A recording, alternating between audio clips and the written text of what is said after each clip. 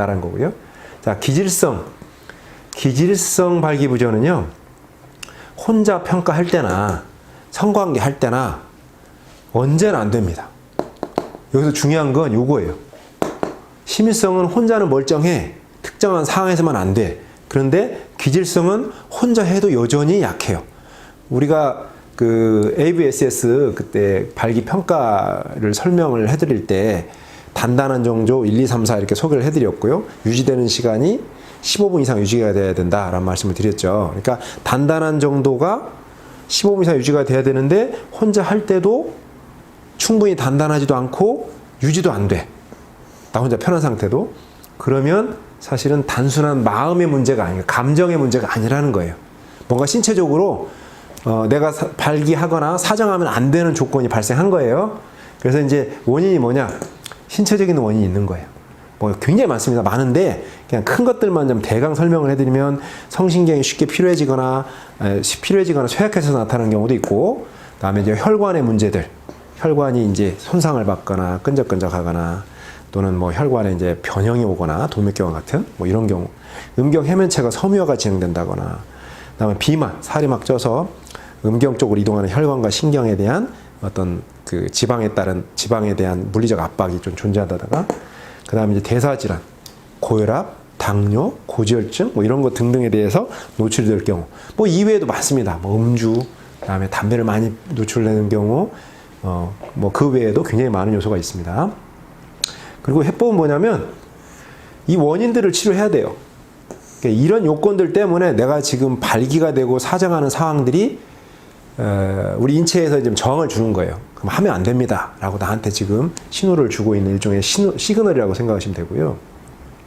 그래서 이걸 해결하려면 신체 조건을 회복을 해야 돼요. 원인이 되는 요소를 회복을 해야 된다고. 그러면 성반응성이 회복이 됩니다. 그래서 이제 이 기질적인 부분에 대한 부분들은 좀 설명할 것들이 많고 좀 복잡한 내용이 있어서 저희가 따로 이 부분은 설명을 드릴 기회를 갖도록 하겠습니다. 제가. 자, 그리고 이게 사실 병원에서 오시는 환자분들의 이 발병 빈도를 보면 사실 시민성보다는 기질성이 압도적으로 많아요. 이 연령대에 있는 분들이 발기에 문제가 있다라고 인지했을 때 단순히 이런 감정적으로 어떤 상황에 따른 어떤 긴장 때문에 문제가 생기는 분들은 생각보다 많지 않고요. 대개는 이런 요건을 갖고 있습니다. 기질적인 요건을. 그런데 이런 분들이, 많은 분들이 이럼에도 불구하고 병원에 가면 나이가 젊다는 이유로 이런 판단을 많이 받아요. 심민성이다. 그래서 이제 병원 등에는 아까 대증약물 준다고 그랬죠. 뭐 심민성은 당연히 대증약물로 도움을 받을 수 있습니다. 그러니까 대증약물을 줘요. 그러면 이 기질성에 대해서 대증약물을 지속적으로 투약하면 무슨 문제가 생기냐면요. 약물 저항성이 생겨요. 이 약물 저항성이라는 게 뭐냐면 약이 이제 안 들어. 그 전에 100ml짜리 하나 먹었던 것도 점점 반응성이 떨어지면서 한 알이 아니라 두 알 먹어야 돼. 그리고 이제 이것도 시간이 더 가면 이마저도 안 듣게 되는 경우가 있어요. 그래서 이제 그 다음 단계로 넘어가죠. 네, 그래서 병원에 이렇게 가시면 병원에서는 이 세 가지 단계를 A, B, C 이 세 가지 단계가 있죠. 네, 첫 번째 가면 이렇게 대증약물들 주죠. 경구용 약물을 투약해 줍니다. 이게 안 된다. 그럼 뭘 하죠? 이제 두 번째는 인젝션. 우리가 주사제 있죠, 주사제. 이 주사제로 음경 해면체에다가 놔줍니다. 그러면 음경 해면체가 딱딱해져요. 근데 이것도 이런 근본적인 원인이 해결되지 않으면 어느 순간 가면 나중에 이것도 안 들어요. 이것도 저항이 생깁니다. 그러면 이제 맨 마지막에 가는 게 뭐냐면 권고되는 게 자, 수술하셔야 될 것 같아요 라고 얘기를 합니다. 보형물이죠. 그래서 이제 이런 과정이 딱 정해져 있어요.